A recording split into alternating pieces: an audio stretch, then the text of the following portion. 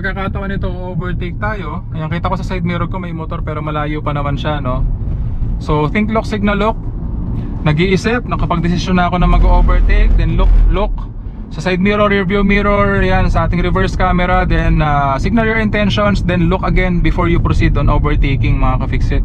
So, palagi mong isa-isip din yung ibang motorista bago mo gawin yung overtaking. Kasi, mga ka-fixit, maaari kang ma-involve sa isang aksidente kung medyo alanganin yung overtake mo. So, pag umo-overtake po tayo at napansin natin na yung oncoming vehicle, kung two-way traffic man yan, masyadong malapit yung sasakyan na paparating or lumalaki ng mabilis sa iyong paningin, huwag mo na ituloy yung overtake.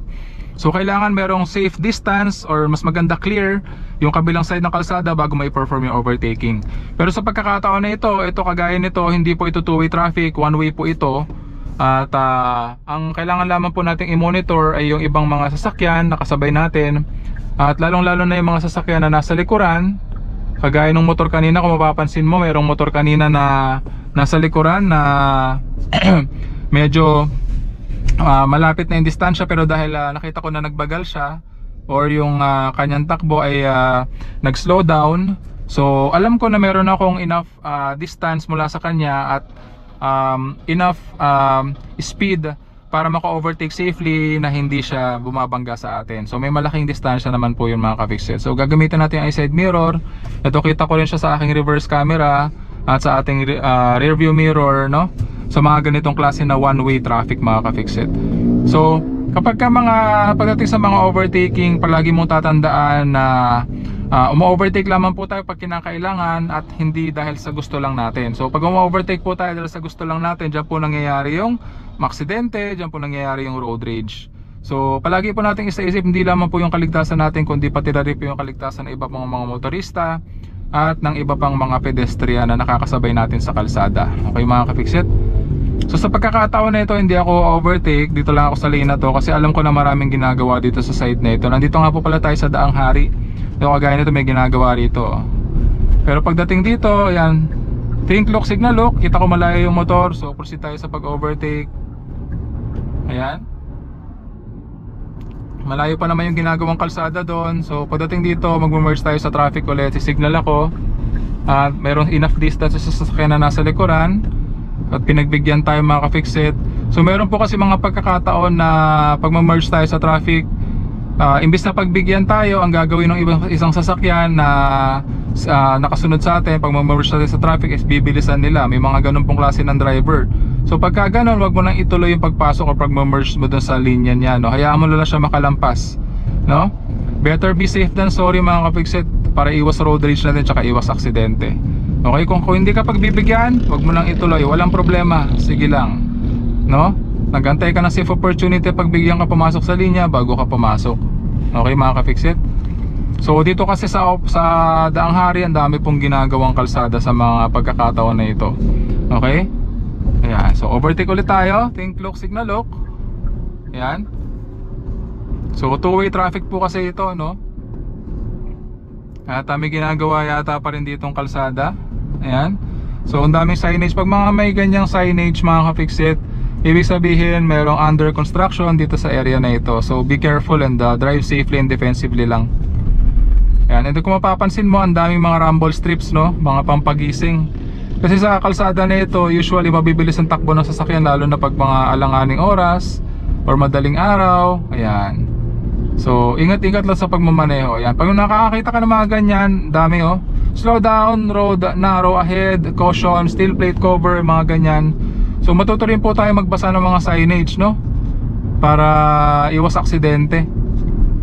Minsan din po kasi, kahit na may signage na, dahil hindi pinasa ng isang motorista, yan, dire-diretso lang siya, kaya na-involve sa isang aksidente. Okay? So nandyan po yung mga road signages na yan para bigyan babala po tayo kung ano yung obstruction na meron sa isang kalsada. Okay? Ayan. So stay lamang po tayo dito sa lane na ito. Ang gulo nito ni Gili, hindi malaman kung saan ba talaga siya pupunta. Ayan. So think lock, signal lock, pero dahil may motor, hindi ko itutuloy ang pag-overtake. So delikado kasi baka madali ko yung nakamotor, kawawa naman, mga ka-fixit. Ayan. So kung mapapansin mo kanina, kahit nakasignal ako, dahil nakita ko sa side mirror ko na masyadong malapit yung motor na nasa likod, hindi ko na po tinuloy. Ayan. Okay mga ka-fixit, better be safe than sorry sa pagmamaneho. At nagmumotor din po ako, kaya malaking po yun sa akin. Nauunawaan ko po yung mga nakamotor dahil nagmumotor din po ako. Ayan. Dito lamang po tayo sa lane na ito dahil didiretso po tayo. Ingat-ingat lang kasi yung mapapansin mo ang daming truck, ang lalaki ng truck. Ayan. Huwag kang didikit dyan sa mga yan. Tsaka maganda, huwag kang susunod sa linya nila. Kasi alam mo naman yung aksidente, hindi mo malaman kung kailan yan mangyayari. Isipin mo kung nakasunod ka dyan sa malaking truck, tapos merong dumating na malaking truck din sa likod at nawalan ng preno, sandwich ka dyan sa gitna. So iwas ka dyan sa mga malalaking truck mga ka-fixit. Hanggat maaari, doon ka magmamaneho sa part na hindi sa lane ng trucks, no? Kaya nandito tayo sa lane na ito.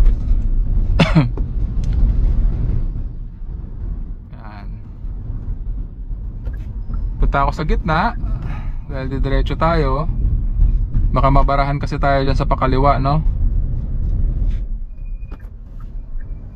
Op, mayroong mabilis na kotse, kaya hindi ko tinuloy. Yan, dito tayo mga ka-fixit. Okay. Yan, sa mga ganito pagkakataon, dahil more than 60 seconds yung digital counter ng stoplight, ilalagay ko sa neutral yung ating transmission at mag-handbrake ako. Yan, practice ko to kapag ganyan na more than 60 seconds or more than a minute yung digital counter ng stoplight. Yan. Pero yung pa ako, nakapatong pa rin yan sa brake pedal. Sinasanay ko yung sarili ko na ganyan, just in case lang na nasa incline tayo at medyo umuusog yung sasakyan, kahit naka-handbrake tayo, mapipigilan ko agad gamit yung ating brake pedal. Practice ko na yan kahit na nung manual transmission pa yung dala-dala ko. So mapa-manual, mapa-matic, yan, practice ko yan na lagi ako nakaapak sa brake pedal pero hindi ako nag-a-apply ng pressure. Naka-handbrake lamang ako at naka-neutral mga ka-fixit. Para makapahinga rin yung transmission at makapahinga rin yung paa ko kahit papaano. Okay? Tapos kapag malapit na mag-go, mga around 5 seconds ng red light, yan, may enough time na ako noon para ilagay sa drive, i-disengage yung ating umapak sa brake pedal, i-disengage yung ating handbrake at makakaproceed na tayo pag nag-green na yung stoplight. So ganun lang yung practice ko mga ka-fixit kapag nagmamaneho. Ano man yung transmission ng sasakyan, ganun palagi yung ginagawa ko.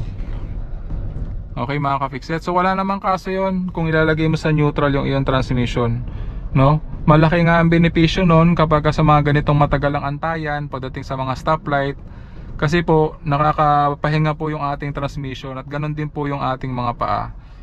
Dahil kung nasa drive yan, aapakan mo lamang yung brake pedal ng tuloy-tuloy, so dagdag pressure yun sa iyong binte mga ka-fixit.